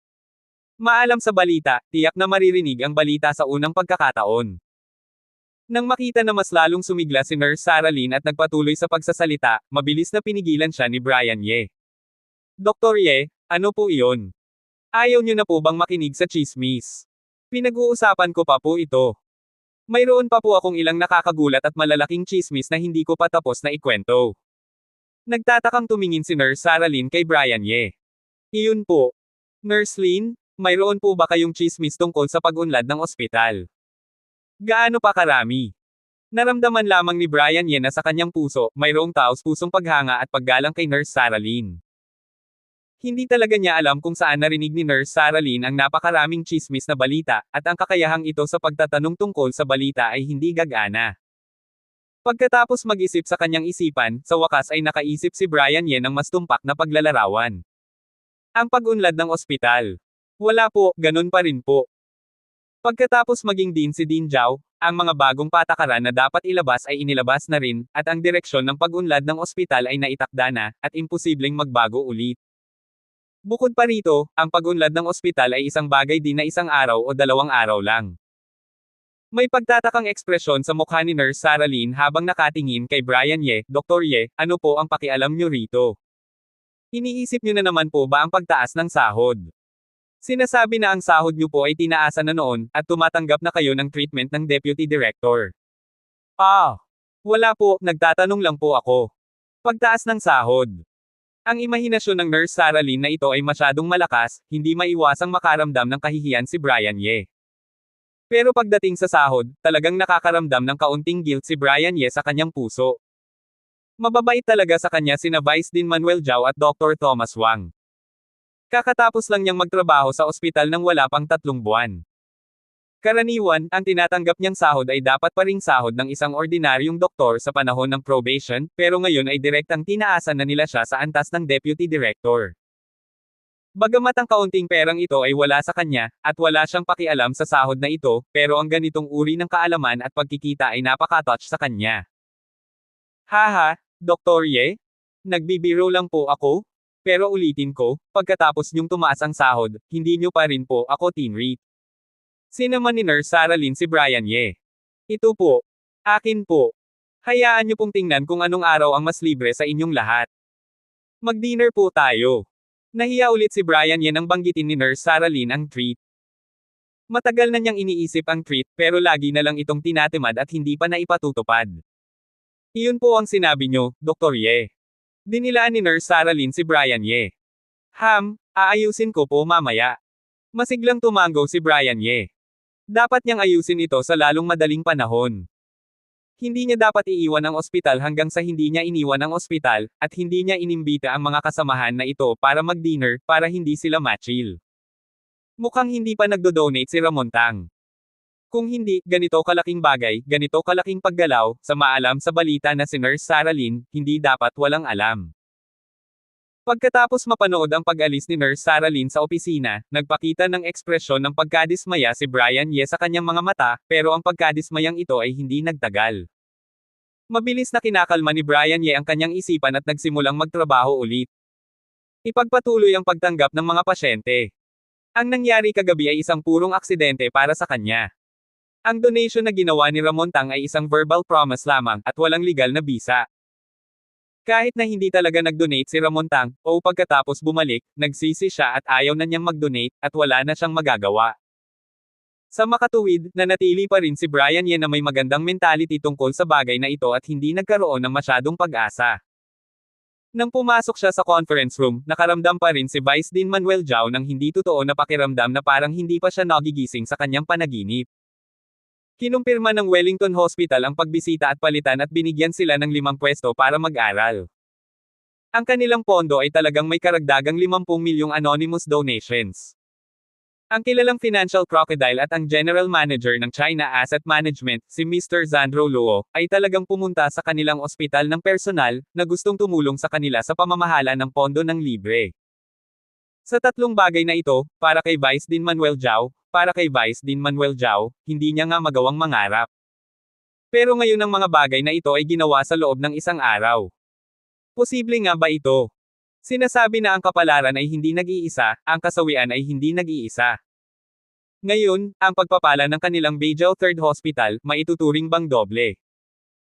Kung hindi dahil sa personal na business card ni Mr. Zandro Luo sa bulsa ng kanyang shirt, talagang iisipin niya na hindi pa siya nagigising, o hindi pa siya nagigising sa kanyang panaginip.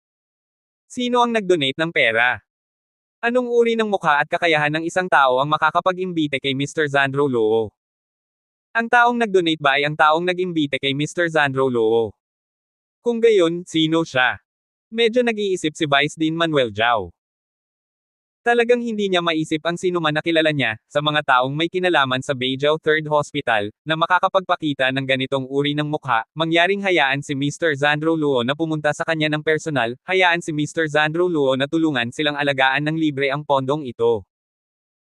Kung sa simula, medyo nag-aalala pa siya na ang pagkakakilanlan ni Mr. Zandro Luo ay peke, pero pagkatapos ng halos isang oras na detalyadong pag-uusap kay Mr. Zandro Luo at paglilista ng mga tiyak na direksyon at paraan ng pakikipagtulungan, ganap na siyang nakatiyak.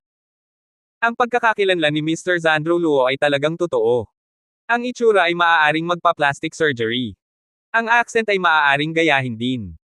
Pero ang kaalaman at kadalubhasaan ay talagang imposibleng gayahin. Bagamat si Vice Dean Manuel Zhao ay maituturing na isang layman sa larangan ng financial investment, nararamdaman pa rin niya ang propesyonal na kakayahan at kakayahan ni Mr. Zandro Luo mula sa pananalita ni Mr. Zandro Luo at sa pagsusuri at mga plano para sa kanya. Isang matalas at matalim na investment perspective. Higit pa rito, nakaramdam siya ng ginhawa na ang mga planong iminungkahi ni Mr. Zandro Luo ay talagang ganap na isinasaalang-alang para sa kanilang pondo. Tungkol sa kaligtasan ng pondo, lahat ay isinasaalang-alang para sa Beijing Third Hospital. Ayon sa kanyang plano, ang tunay na pagmamay-ari at mga karapatan sa paglipat ng isang pondo ay nasa Beijing Third Hospital. Sa kanyang panig, si Vice Dean Manuel Zhao, si Mr. Zandro Luo at ang kanyang team ay talagang tumutulong lamang sa kanila sa pagbibigay ng teknikal na pagsusuri at investment management. Sa mga salita ni Mr. Zandro Luo mismo, nagtrabaho lang siya para sa kanila ng libre. Kaya, ang pagkakakilanlang ito ay hindi na kailangang pagdudahan. Sino ang gustong pumunta para magpanggap na si Mr. Zandro Luo ng libre para alagaan ang mga pondo ng Beijing Third Hospital, at pumunta pa nga sa buong rong at matuto ng accent? Ito ay tiyak na upang matukoy na ang pagkakakilanlan ni Mr. Zandro Luo ay talagang totoo, na mas hindi siya makapaniwala at nagtataka. Nakakaawa lang na ayaw sagutin ni Mr. Zandro Luo ang kanyang mga pagdududa. Nang tumunog ang palakpakan ng conference room, sa wakas ay natauhan si Vice Dean Manuel Zhao. Inaalis ang kanyang mga iniisip, muli na namang kinumpirma ng titig ni Vice Dean Manuel Zhao na ang gintong, maigsi, at napaka-textured na business card sa kanyang bulsa ay talagang nasa likuran pa rin. Isang masayahing ngiti ang lumitaw sa kanyang mukha, at mabilis siyang naglakad. Maglakad patungo sa chairperson sa conference room. Hindi ko alam kung ano ang mangyayari sa mga taong ito kapag narinig nila siyang ipahayag ang tatlong balitang ito. Masayang naisip ni Vice Dean Manuel Zhao, at ang ngiti sa sulok ng kanyang bibig ay naging mas matinding. Buksan na natin ang kalangitan at kalawakan, at ipagdiwang natin ang ating tagumpay. Pagkatapos umalis ni Nurse Sarah Lynn, agad na sinimulan ni Brian Ye na suriin ang work schedule ng ospital. Pagkatapos tingnan ang kalendaryo, diretso niyang itinakda ang petsa para sa treat. Bagamat dahil sa kakaibang katangian ng industriya, ang ospital ay bukas sa buong taon at kailangang mag-operate ng 7x24 oras. Walang ganun na tinatawag na weekend, pero medyo libre ang lahat sa Sabado at Linggo. Dahil ang mga outpatient clinics ay halos sarado sa Sabado at Linggo, kahit na bukas ito, ilan lang ang nakaschedule ng kalahating araw sa umaga. Ang inpatient department at emergency department lang ang kailangang mag-arrange ng mga doktor na naka-duty. Sa makatuwid, kung gusto niyang mag-treat ng mga bisita, sa tingin ni Brian Ye ay mas angkop na piliin ang araw na ito, dahil maaaring mas maraming oras ang lahat. Tungkol naman sa mga kasamahan na naka-duty, maaari na lang siyang humanap ng ibang oras para mag-imbite ng mga bisita ng mag-isa. Pagkatapos maset ang oras, ang susunod na hakbang ay ang lokasyon. Kung noon pa, ang problemang ito ay magiging masyadong nakakaabala para kay Brian Ye, pero ngayon, pagkatapos gumugol ng ilang oras kay Michelle Fang, ang problemang ito ay hindi na problema. Donghai Restaurant. Pagkatapos bahagyang i-filter ang limitadong mga lugar na alam niya sa kanyang isipan, mabilis na natukoy ni Brian Ye ang lugar para sa salo-salo. Ito ay isang restaurant na halos pareho ang quality sa restaurant kung saan nag-host si Dr. Thomas Wang ng salo-salo para salubungin siya noong nakaraan, pero ang restaurant na ito ay isang seafood-themed restaurant. Medyo mas mataas ang presyo at napakaganda rin ng dekora sayon. Ayon kay Michelle Fang, ang lasa ng seafood sa restaurant na ito ay napakaganda rin, at itinuturing na isang maliit na pangalan sa Yanjing. Ang ganitong lugar ay mas angkop para mag-host ng salo-salo para aliwin ang mga kasamahan. Pagkatapos matukoy ang oras at lugar, sinimulan ni Brian Ye na kunin ang telepono, inedit ang imbitasyon, at ipinadala ito sa mga kasamahan isa-isa. Bagamat may WeChat group, maaari siyang magpadala ng mga notification ng diretso sa group, pero ginagamit pa rin ni Brian Ye ang mobile phone text messages isa-isa para ipadala sa mga telepono ng mga kasamahan. Sa tingin niya ay mas magiging sincere at magalang ito sa mga kasamahan. Bukod pa rito, bihira lang makipag-chat si Brian Ye sa mga WeChat groups, at hindi siya masyadong komportable sa ganitong madalas na instant messaging interactions. Pagkatapos ipadala ang lahat ng mensahe isa-isa, inilagay ni Brian Ye ang telepono, nagpahinga ng matagal, at pagkatapos ay nagsimulang mag-ayos ng mga gamit at pumunta sa cafeteria para kumain. Pero nang tumayo si Brian Ye at maglakad patungo sa cafeteria, ang grupo ng mga kasamahan sa Department of Respiratory Medicine ay sumabog ng diretso. Wow! Natanggap niyo na ba, magte-treat si Dr. Ye? Natanggap ko na. Ang galing, Donghai Restaurant. Magbabayad si Dr. Ye. Oh! Donghai Restaurant, sexy expression, matagal na akong hindi nakakain ng seafood, Dr. Ye, gusto kita. Ye Sheng. Dahil oras na ng tanghalian, maliban sa mga busy o kumakain at walang mobile phone, halos lahat ng kasamahan ay nakatanggap ng impormasyon sa lalong madaling panahon. Pagkatapos makita ang impormasyon, sila ang unang sumigaw sa group, patuloy na ini-dash at nilahat si Brian Ye. Ang pinaka-exaggerated ay si Nurse Sarah Lin. Hindi talaga niya inaasahan na si Brian Ye ay magiging ganito ka-active. Kakatapos lang niyang pag-usapan ang treat, at agad na kumilos pagkatapos ng 10 minuto. Bukod pa rito, sobrang sipag at sincerity niya. Isang lugar na tulad ng Donghai Restaurant. Kung wala si Brian Ye, gusto sana niyang halikan ng diretso si Brian Ye, mahilig siya sa seafood. Nakakaawa lang na ang halaga ng pagkain ng seafood sa Yanjing City ay masyadong mataas, at ang halaga ng pagpunta sa mga lugar na tulad ng Donghai Restaurant ay mas mataas pa. Ayaw niyang pumunta ng ilang beses sa buong taon. Ngayon pinili ni Brian Ye ang lugar na pinakagusto niya, kaya paano naman siya hindi may excite. Mga bulaklak, air kisses. Lahat ng uri ng ekspresyon ay agad na nagsimulang lumipad sa group. Humph! Ang babong ito ay nagpapalaki ng mukha para maging isang matabang lalaki. Tiningnan ni Dr. Hayden Cheng ang mga kasamahan sa WeChat group ng may excitement. Patuloy niyang ini-dash at si Brian Ye, pinupuri si Brian Ye at hinahawakan si Brian Ye na halos lumipad sa langit, lalo na nang makita niya si Nurse Sarah Lin pagkatapos humalik at ang ekspresyon ng mga bulaklak, biglang naging malungkot ang ekspresyon sa kanyang mukha, at puno ng inggit ang ekspresyon sa kanyang mga mata. Ano ang consumption level ng Donghai Restaurant? Ito ay isang mas mataas na antas ng consumption kaysa sa Zhuoxianlo. Hindi siya naniniwala na si Brian Ye, na isang mahirap na tao, ay talagang kayang mag-imbite ng napakaraming tao para gumastos doon. Kahit para sa kanya, medyo maganda ang financial conditions ng kanyang pamilya. Ang kanyang mga magulang ay parehong may trabaho at parehong may mataas na kita. Mayroon din siyang sariling bahay sa Yanjing City. Hindi niya ito kayang bayaran, o ayaw niyang mag-imbite ng napakaraming tao. Pumunta doon para mag-dinner. Kaya ba itong bayaran ni Brian Ye, na nagmamaneho ng isang maliit na QQ car papunta sa trabaho? Sa pananaw ni Dr. Hayden Cheng, si Brian Ye ay naglalaro lang ng isang namamagang mukha para punan ang isang matabang lalaki, gumagastos ng ilang buwan ng kanyang sahod para mag-imbite ng isang customer, at makakuha ng magandang impresyon. Sa kanyang palagay, ang ganitong uri ng tao ang pinakabobo. Ang apelyido ay Ye, ipapakita ko sa iyo ang kapalaran ng namamagang mukha at matabang lalaki kapag nangyari iyon. Ang titig ni Dr. Hayden Cheng ay nanunood sa WeChat group na patuloy na nag-scroll, at si Nurse Sarah Lynn na inidash at si Brian Ye, isang panunuya ang lumitaw sa sulok ng kanyang bibig. Nakita ni Brian Ye ang buong screen ng mga mensaheng at sa kanya sa telepono nang maglakad siya patungo sa inpatient department pagkatapos kumain. Hinlik niya ang WeChat group at tiningnan ang mga mensahe dito. Biglang nakaramdam ng kahihiyan si Brian Ye. Lalo na nang makita niya ang mga exaggerated na mensahe ni Nurse Sarah Lynn, hindi maiwasang lumitaw ang mga black lines sa kanyang noo. Isang pagkain lang ito, hindi ba dapat ganito ka-exaggerated? Pero nang makita ang excitement at saya ng lahat, nakaramdam pa rin si Brian Ye ng taos-pusong kagalakan at kaligayahan ng ilang sandali. Ang kanyang pinakamahalagang layunin sa pag-imbite sa lahat sa dinner ay upang ipahayag ang kanyang pasasalamat sa lahat at upang mapasaya ang lahat, basta't nasiyahan ang lahat sa lugar na pinili niya. Tungkol naman sa pera, hindi niya ito isinaalang-alang. Para sa kanya, ito ang pera para sa isang pagkain ay wala.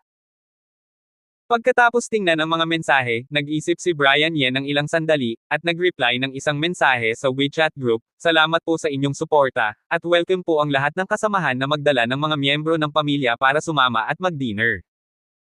Dahil gusto ng lahat ang lugar na ito at sa tingin nila ay masarap ang pagkain sa lugar na ito, hayaan silang lahat na dalhin ang kanilang mga miyembro ng pamilya." Pagka-send pa lang ng mensahe ni Brian Ye, agad na sumabog ulit ang WeChat group. Lahat sila ay lumabas sa bundok, mabuhay si Brian Ye, lalo na ang mga umaasa sa kanilang mga puso para sa ganitong magandang pagkakataon at dapat magdala ng kanilang mga kasintahan at mga anak para kumain ng sama-sama, at lahat sila ay nagsaya ng buong puso. Salamat kay Brian Ye, local tyrant. Bukod sa pasasalamat at papuri ni Shanho, marami rin ang nang-aasar kay Brian Ye. Ang ilan ay nagtatanong kung ano ang kahulugan ng mga miyembro ng pamilya, ang ilan ay nagtatanong kung maaari silang magdala ng mga kaibigan, at ang ilan ay nagtatanong kung maaari silang magdala ng mga kasintahan. Nakangiting nag-reply si Brian Ye na, "Lahat po ay pwede niyong dalhin." Pagkatapos noon, diretso niyang isinara ang telepono at bumaling sa ward. Wala na siyang gaanong oras para sa mga maliliit na usapang ito. Pagkatapos manganak ng ideya na umalis, ang iniisip na ngayon ni Brian Ye ay habang nasa 3rd Beijing Hospital pa siya, gagawin niya ang kanyang makakaya para iambag ang kanyang sariling lakas sa Beijing 3rd Hospital at sa Department of Respiratory Medicine. Salamat kina Dr. Thomas Wang at Vice Dean Manuel Zhao sa kanilang kabaitan sa kanya. Pwede ba nilang dalhin? Ang tono ay talagang hindi maliit. Ang babong ito, naisip niya na siya ay isang local tyrant sa group, talagang naisip ba niya na siya ay isang local tyrant? Iniisip ba niya na ang Donghai Restaurant ay isang fast food restaurant na tulad ni na Uncle Ken at Uncle Mai? Kahit na ang buong pagkain ay nakapackage, hindi naman ito magiging mahal. Pagdating ng oras na dadalhin ng lahat ang mga tao doon, kapag nakita nila ang menu, makikita nila kung iiyak siya. Tiningnan ni Dr. Hayden Cheng ang maikling reply message ni Brian Ye sa WeChat group, isang panunuya ang sumilay sa kanyang mga mata, at isang panunuya ang lumitaw sa sulok ng kanyang bibig. Abangan ang susunod pang mga kabanata ng The Mysterious Intern.